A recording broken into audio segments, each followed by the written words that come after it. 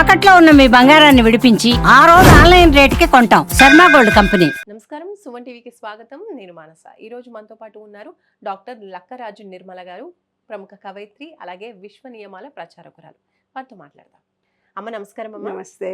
చాలా మంది మనుషులు రకరకాల సమస్యలు అంటారు, అన్నీ ఉన్నా కూడా సాటిస్ఫైడ్ లైఫ్ అనేది, ఒక ప్రశాంతత అనేది ఉండట్లేదు. అసలు ఎన్ని ఉన్నా కూడా ఇంకా తక్కువే తక్కువే తక్కువే అని ఫీల్ అవుతూ ఉంటారు.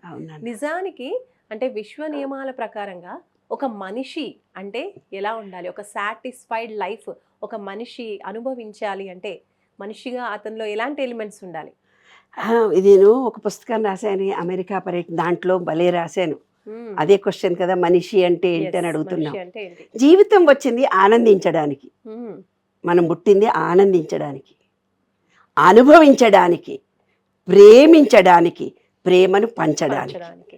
ప్రతి క్షణం తప్పులెంచడము, తినే కూర బాగలేదనడము, తినే దీంట్లో ఉప్పు లేదనడము, కూర బాగలేదనడము, ప్రతి దాంట్లో ఏదో తప్పించడము, అట్లా కాదు కూర్చునేది ఇట్లా, మాట్లాడేది అట్లా కాదు ఇట్లా, ఉద్యోగం చేసేది అట్లా కాదు ఇట్లా, వాళ్ళు ఆ తప్పు చేసిన ఆ రాజకీయం ఎవరిదో దాంట్లో తప్పు కనపడుతుందని.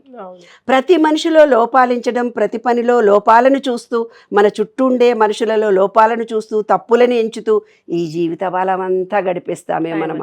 మన చుట్టూ ఉండే మనుషులందరిలో మనం ఇవే చూస్తాం నిత్య జీవితంలో. అయ్యో వీళ్ళు మారితే బాగుండని మన మనసులో అనుకుంటాం, కానీ వాళ్ళు ఎప్పుడు మారాలో వాళ్ళకు వ్యక్తిగతంగా రావాలి. నేను మారాలి, నేను ఏదో తెలుసుకోవాలి, నేను మనిషిగా బ్రతకాలి అనే ఆలోచన అతనిలో వస్తే అర్థమవుతుంది. లేకపోతే నువ్వు ఎంత చెప్పినా అర్థం కాదు.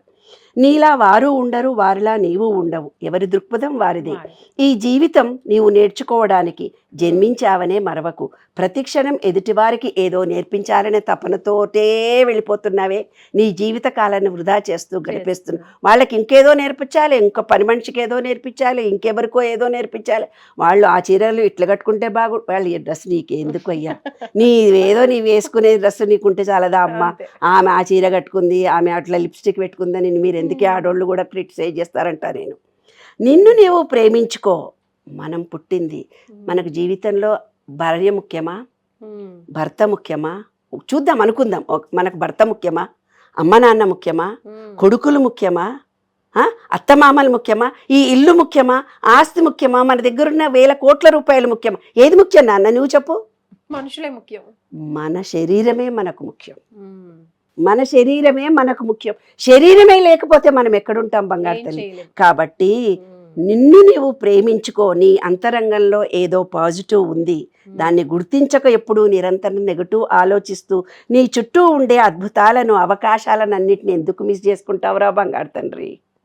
ఒక్క క్షణం ఆలోచించు, ఈ జీవితం ఎంత విలువైంది, ఈ జీవితం ఎంత విలువైంది. దీన్ని ఆస్వాదించు, ప్రతి క్షణం అనుభూతితో ఆనందంగా అనుభవించు. చుట్టూ ఉండే ఆనందంలో కనీసం మనసు పెట్టి చూడరా బంగారు తండ్రి. అందరికీ పంచు, నీవు పొందు, అందరికీ పంచు. అందరిలో ఉండే మంచితనాన్ని, మంచి లక్షణాలను, అందరిలో ఉండే ప్రత్యేకతలను గుర్తించడం అలవాటు చేసుకోమ్మా. అంతే కదా నాన్న? అందరిలో ఒక ప్రత్యేకత ఉంటుంది. ఒక చీమలో ఒక ప్రత్యేకత ఉంటుంది, ఒక దోమలో ఒక ప్రత్యేకత ఉంటుంది, ఒక పాములో ఒక ప్రత్యేకత ఉంటుంది, మన ఇంట్లో ఉండే ప్రతి మనిషిలో ఒక ప్రత్యేకత ఉంటుంది. దాన్ని ఎన్నడన్నా గుర్తించారా? తప్పులు మాత్రం ఎంచుతారు కదా. అందరిలో ఉండే ప్రత్యేకతను ప్రతి వారికి ఏదో ఒక ప్రత్యేకత ఉంటుంది, దాన్ని చూడడం నేర్చుకో. నీ జీవితం ఆనందమయంగా మారుతుంది. నీ చుట్టూ ఉండే వాళ్ళకి ఎంతో ఆనందాన్ని అందిస్తూ సుఖమైన జీవితాన్నే పొందు. మనిషి జన్మ ఎత్తడం ఒక వరం. మనిషి జన్మ రావడం అంటే కష్టాన్ని, సుఖాన్ని, ప్రేమను, బాధను ఎక్స్ప్రెస్ చేయగలిగే మన మనసిచ్చాడే. ఏ జీవికి ఈ అవకాశం లేదు కదా. మరి మనుషులమై పుట్టామంటే ఎంత గొప్ప. మనిషి జన్మ ఎత్తడం ఓ వరం. మనిషిగా జీవించు, మనిషిగా మిగిలిపోనేస్తాం. కాబట్టి ఈ శరీరంలో చాలా ముఖ్యం. తనకి తన శరీరం చాలా ముఖ్యం.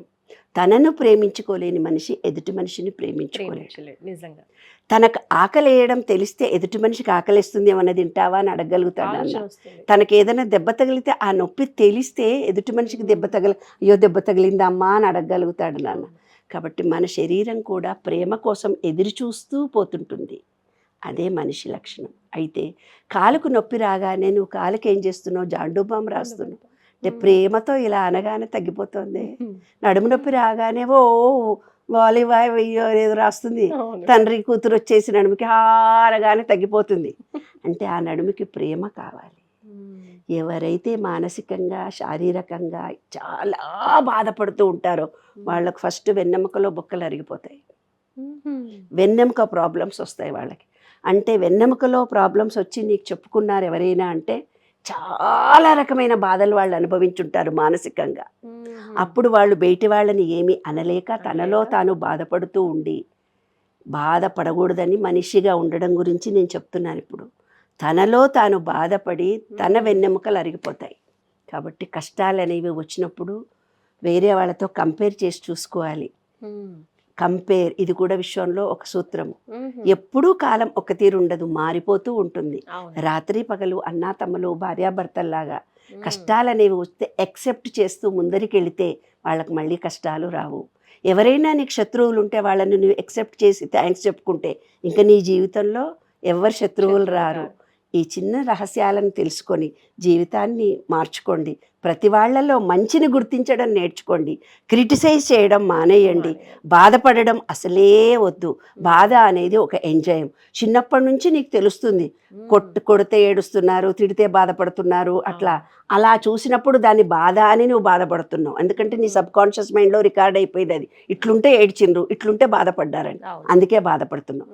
బాధ అనేది ఎక్కడా లేదు, ఆనందం అనేది కూడా ఎక్కడా లేదు. కానీ మనలో ఒక రకమైనటువంటి తరంగ దీర్ఘం ఉంటుంది. అది ఎప్పుడు ఆనందాన్ని, సంతోషాన్ని, ప్రేమను ఇచ్చేదే ఉంటుంది. మనం దాన్ని బాధగా మార్చుకుంటున్నామా, కన్నీళ్లుగా మార్చుకుంటున్నామా, క్రియల్గా మార్చుకుంటున్నామా మన చేతిలో ఉంటుంది. కాబట్టి ప్రతి ఆలోచనని రిసీవ్ చేసుకున్నప్పుడు ప్రేమను చూడండి. ప్రతి మనిషిలో ఆనందాన్ని పెంచాలని చూడండి. ప్రతి మనిషిలో ఒక ప్రత్యేకతను చూడండి. వాళ్ళు వండిన దాంట్లో వాళ్ళు ఎంత కష్టపడ్డారో చూడండి. అందులో ఏది లోపం ఉందో చూడకండి. మీ ఇంట్లో చేసే పని మనిషి కూడా ఎన్నో ఇళ్లల్లో చేసొచ్చి ఏదో ఒక పని చేయకపోతే గుర్తించండి. కానీ ఇరిటేట్ కాకండి. ఒక డ్రైవర్లు కానీ, ఒక పనివాళ్ళు కానీ, ఒక స్త్రీలను కానీ చులకనగా చూసి మాట్లాడకండి. అదే మనిషి లక్షణం. సూపర్ అమ్మా, చాలా బాగా చెప్పారమ్మా. Thank you so much. జీవితాలను మార్చుకొని ఆనందంగా ఉంటే నాకు అంతకంటే ఎక్కువ భాగ్యం ఏముంది నాన్న. రైట్ అమ్మా. ఇది చెప్పే పెద్దవాళ్ళు కూడా ఎవరు లేరు. నిజంగా ఈ కాలంలో చెప్పేవాళ్ళు లేరు, చెప్తే వినేవాళ్ళు కూడా లేరు. ఎగ్జాక్ట్. ఇలాంటివన్నీ కూడా ఏంట్లే అనుకుంటారు. యాక్సెప్ట్ చేయట్లేదు, ఏది వినట్లేదు, యాక్సెప్ట్ చేయట్లేదు. థ్యాంక్ యూ అమ్మా. సో చూసారు కదండి, ఎన్నో మంచి విషయాలు, మంచి మాటలు మనకి మన పెద్దవాళ్ళు చెప్తూ ఉండేవాళ్ళు కదా, అమ్మమ్మలు, నానమ్మలు. ఇలాంటి విషయాలన్నీ కూడా ఇప్పుడు మనకి లక్కరాజు నిర్మల గారు తెలియజేస్తారు. నిజంగా ఇవన్నీ వింటూ ఉంటే చాలా మనసుకి ప్రశాంతంగా, హాయిగా అనిపిస్తుంది. బయట చెప్పేవాళ్ళు కూడా కరువు అయిపోతున్నారు. కాబట్టి ఇలాంటి అమూల్యమైనటువంటి గోల్డెన్ వర్డ్స్ మనం కూడా గుర్తు పెట్టుకుందాం. సో దట్ లైఫ్ లాంగ్ ఇవన్నీ కూడా ఉపయోగపడుతూ ఉంటాయి. చూస్తూనే ఉండండి సుమన్ టీవీ. నమస్తే.